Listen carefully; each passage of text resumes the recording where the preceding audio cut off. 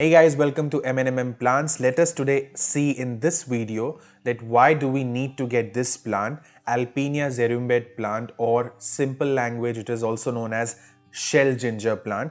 A beautiful house plant, I would say, indoor plant, but I would definitely prefer to keep this plant outside my house, not inside my house, and I will give you the reason why. So let us understand few care tips and how can we keep this plant happy, because the beautiful variegation that you see on its leaves, the combination of dark green, light green and the yellow is magical and it will add a lot of value to your garden. The first attraction towards this plant is the variegation on the leaves. Now whenever there is any variegation on the leaves, the first thing that comes to my mind is that the plant will need a lot of light. Now this plant, when we talk about light, we have to make sure that it is not getting any direct sunlight, because if it does get direct sunlight, it will start having the brown leaves and then the plant starts falling sick and then dying.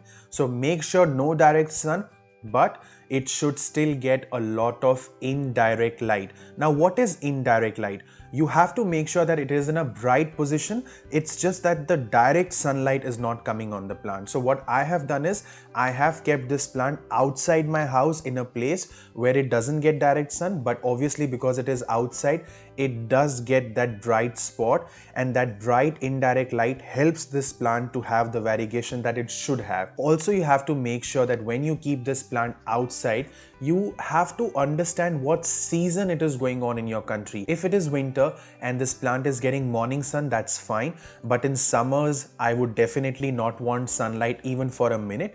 Winters, half an hour, 1 hour sunlight is fine, but not more than that, and this plant will be happy if we take care of the correct light position, because it grows very fast, it grows tall, it will have a lot of leaves with those beautiful variegation, and when you will look at this plant in your garden, it will have that attractive feature on it and you will love it. Next important care feature for any plant is watering. Whenever watering comes into our mind, the two most important thing is underwatering and overwatering.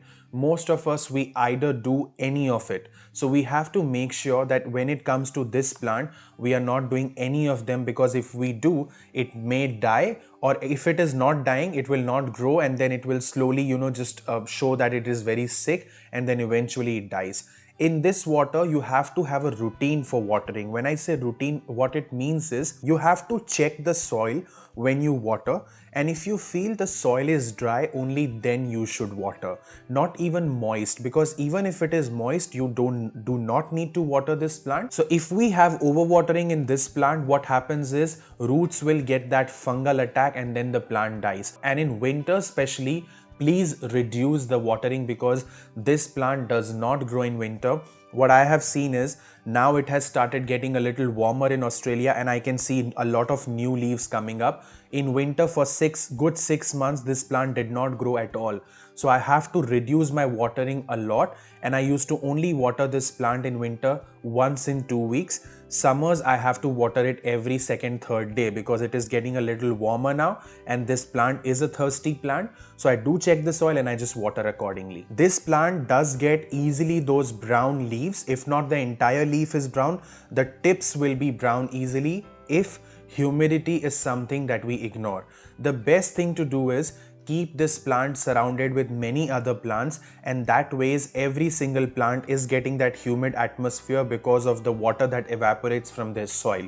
So I have kept this plant with all other plants that I have in the bright spot outside my house, and that ways I do not need to stress about the humidity, and my plant looks healthy and doesn't have any brown leaves because of the lack of humidity. Fertilizing this plant is a good idea. I would not fertilize this plant in winters at all. Doesn't matter whatever fertilizer you use, but in springs and summers it's good to fertilize this plant once in a month and not more than that. Once in a month is more than enough, is what I would say. I do use liquid fertilizer for this plant, and that is Seaweed Fertiliser. I will very soon make a video on how I fertilize all my house plants, because it has, as I said, it has started getting warmer in Australia now. So it is a good time to fertilize all the plants. Whenever it's warmer, it's a little hotter, you can fertilize your plants anytime in the evening or early morning when it's not very hot, because that is the time when these plants grow. And if they get that correct nutrient, the correct direct food when they want to grow, it becomes very easy for them to grow a lot. The next most important thing is soil. We do not want to give it extremely rich soil. What I would do is I would just take normal potting mix 80% normal garden soil, which is very loose, and I would add a little bit of organic compost in it, let's say 20%. So 80% garden soil, 20% compost. We have to make sure that the pots, if it is in a pot, has a lot of holes. The water should go out very easily from the holes, and also we have to make sure that when you lift the pot, it has to be light in weight. If you are lifting the pot and not the weight of the pot, if it's a plastic pot, it won't be that heavy. But if you are lifting the pot like this and if you feel it's too heavy, that means the soil mixture is not correct. We have to make sure that the soil is very loose, and whenever you are planting any plant, just try to make a clay. If the clay forms, the soil is not good.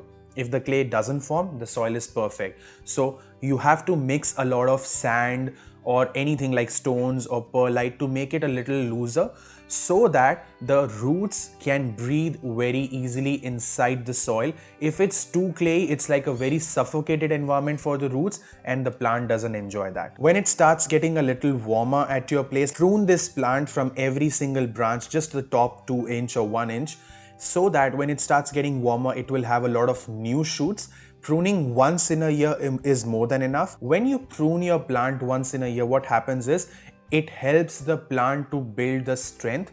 New leaves will come up, new branches will come up, plant will go bushy, plant goes healthy when you prune it. So it's a good way. It's like grooming your plant. The way you groom yourself, you should groom your plant at least once in a year. At the end, I would say this plant is absolutely non-toxic. So even if you have pets, dogs, cats, whatever pet you have kids, you have children, it is safe to plant this plant because it is definitely non-toxic.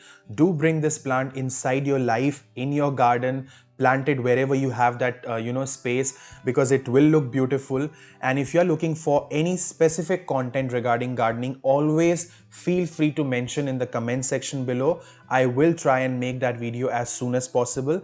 Thank you again for all the love that you have shown to this channel, and if you haven't subscribed to this channel, please do subscribe this channel and become the part of this family. I will be coming up with a lot of videos on gardening and plant care tips. Bye for now, take care, and God bless you all.